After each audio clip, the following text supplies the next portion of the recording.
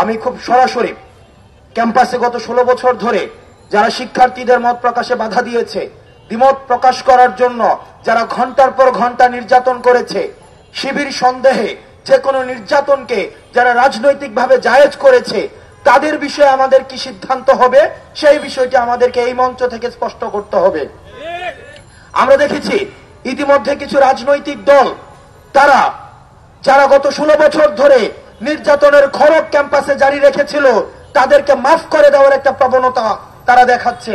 আমরা তাদের কাছে প্রশ্ন রাখতে চাই, তারা পাবলিকলি এ পর্যন্ত মাফ চেয়েছে কিনা, যাতে করে আপনারা মাফ করে দিতে পারেন, এবং আপনাদের এই ম্যান্ডেট আছে কিনা আমাদের শিক্ষার্থীদেরকে তারা 3 ফুট জায়গার বিনিময়ে আমাদের মেরুদণ্ডের বিক্রি করে দিয়ে তারা আমাদেরকে রাজনৈতিক প্রোগ্রামের সাবাদাস করেছে, আমাদেরকে দাসখত বানিয়ে তারা আমাদেরকে ক্যাম্পাসগুলোতে ছাত্রলীগের, আওয়ামী লীগের আমাদের প্রোগ্রামগুলোকে বাস্তবায়ন করেছে। সুতরাং তাদের সম্পর্কে আমাদের সিদ্ধান্ত নিতে হবে।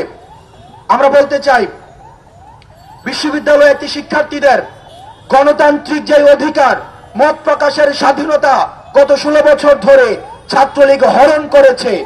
আমরা চাই এটি তাদের বিরুদ্ধে প্রথম চার্জশিট আকারে আমাদেরকে মামলা করতে হবে। দ্বিতীয়ত, শিক্ষার্থীদের ন্যূনতম যে মানবাধিকার রয়েছে, থাকার জায়গা, শিক্ষার জায়গা, খাবারের যে অধিকার, সেটিকে হরণ করার জন্য তাদের বিরুদ্ধে দ্বিতীয় চার্জশিট আনতে হবে। শিক্ষার্থীদেরকে প্রতিনিয়ত শিবির সন্দেহে ক্যাম্পাসে, হলে, ডিপার্টমেন্টে যেই ধরনের নির্যাতন করা হয়েছে, তাদেরকে এই রাজনৈতিক নির্যাতনের বিরুদ্ধে তাদের বিরুদ্ধে তৃতীয় চার্জশিট আনতে হবে। চতুর্থত, আমরা দেখেছি কিছু কিছু শিক্ষক তারা ছিল পার্ট টাইম শিক্ষক এবং ফুল টাইম রাজনীতিবিদ। এই ফুল টাইম রাজনীতিবিদ যারা ছাত্রলীগের এই নির্যাতনকে প্রতিনিয়ত প্রশ্রয় দিয়েছে, তাদের বিরুদ্ধে আমাদেরকে চতুর্থ চার্জশিট আনতে হবে।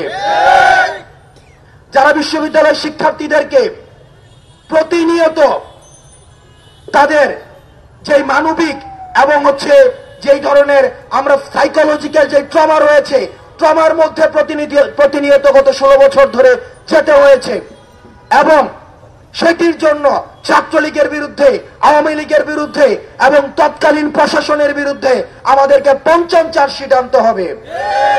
এবং সেটির যখন সুষ্ঠু বিচার নিশ্চিত হবে, ছাত্রলীগ এবং আওয়ামী লীগের যখন সুষ্ঠু বিচার নিশ্চিত হবে, তখন ছাত্র নাগরিক সিদ্ধান্ত নিবে তারা আর এই বাংলাদেশে পুনর্বাসিত হবে কি হবে না।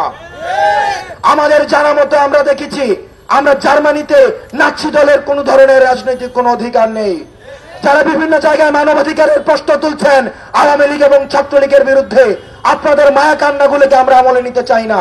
সুতরাং আগে ছাত্রলীগের, আওয়ামী লীগের বিচার নিশ্চিত হবে, তার পরবর্তীতে আমাদের অন্য কিছু সিদ্ধান্ত। বাংলাদেশ চিরজীবী হোক, ইনকিলাব জিন্দাবাদ।